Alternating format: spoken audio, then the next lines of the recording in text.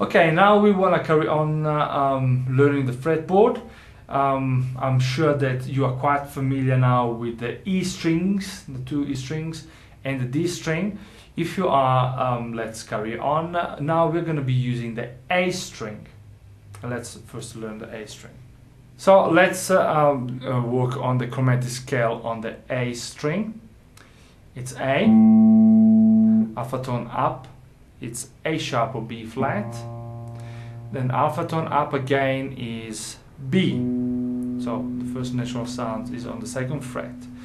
Then alpha tone up is C. The first dot is a C. Then it's C sharp or D flat. Second dot is a D. D sharp or E flat. Then it's an E.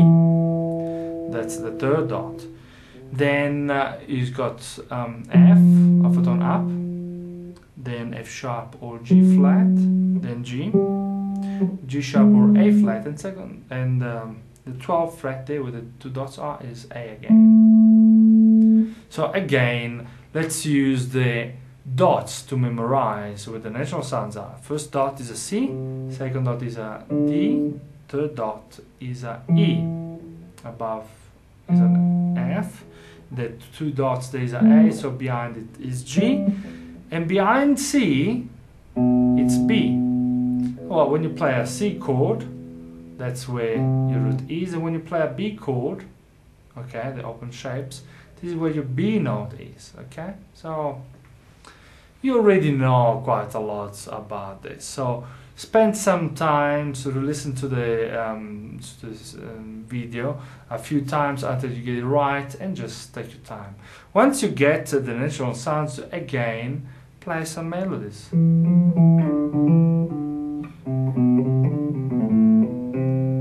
Make sure that you're playing the natural sounds all the time, that you recognize the notes that you're actually playing. Then you're not just going up and down, up and down, up and down. Make sure that they always resolve, that their own bass is always C. Once you are familiar with the A string, you can use the octave trick to learn the G string. Oh well, the same scale that we did for G, we're gonna do now for C.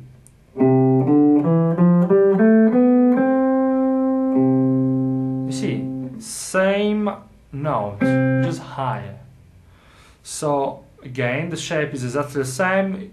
If the root of this interval, the first note of the interval is there, let's say, which is a C, we know that now. Or you go down 2 strings and up 2 frets. And that is now your octave. So all you need to do now is to move the whole thing around. And if this is a E, E, F, F, B, B. You will need to take a little bit of time to go through all of that. Again, use the dots. Here we will have a B flat on the first dot, because B is there. Then C, D is the third dot there, then that's an E on the fourth dot there. And then back to G. And, you know, take some time to